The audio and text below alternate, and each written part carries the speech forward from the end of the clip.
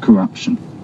In India, people define corruption in the same way as sociology professors: the abuse of public office for private gain.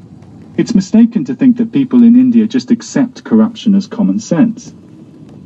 This year, it's been the North Indian social activist Anna Hazare who has hit the headlines for his anti-corruption crusade. Hazare launched a hunger strike in April this year in Delhi, demanding that the state establish a new ombudsman, a Lokpal, to deal with corruption at high levels of government.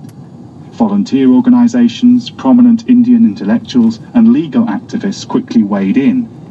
A coordinated Anna movement has been the result.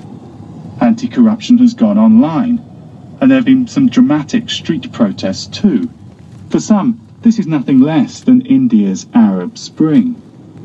There's something refreshing about this upswell of anti-corruption activity, and also something disturbing. As some left-wing critics are now pointing out, there's a danger that anti-corruption activists will throw the baby out with the bathwater. Youth, where I work in Uttar Pradesh, point out that you can critique politicians as much as you like, but at least they've been elected.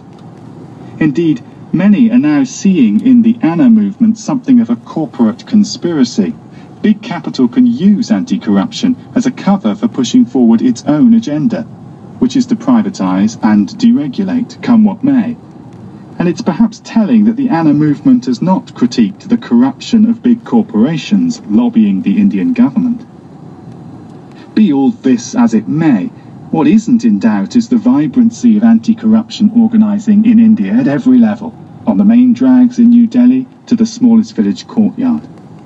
There's the daily spectacle of labourers trudging to offices to complain. There are social reformers who write long letters to the newspapers to berate government officials. And then there are student activists across India who've been known to barricade bureaucrats in their offices for days at a time, teaching them a lesson, they say. I've worked with many of these everyday reformers, young men usually underemployed and in their 20s, who spend their days buzzing between offices, meetings and newspaper offices, publicising cases of corruption and making the maximum fuss. These are semi-professional whistleblowers. Perhaps the most interesting example of anti-corruption comes from a corner of rural eastern Uttar Pradesh. It was here, in 1976, that a poor 15-year-old called Lal Bihari decided to go on the warpath. In that year, Bihari's land was seized by an unscrupulous uncle. The uncle bribed government revenue officers to register Bihari as deceased. But Bihari didn't take this lying down. He quickly complained to officials. His appeals went unheeded. But Bihari still persisted. In an extraordinary move, he stage-managed a mock funeral for himself to publicise his case. Bihari quickly discovered that others had suffered the same fate, and so he launched a campaign on behalf of the many thousands of people in Uttar Pradesh who have been illegally declared dead. Bihari's Dead People's Society, Mritak Sangh in Hindi, petitions on behalf of victims of corruption.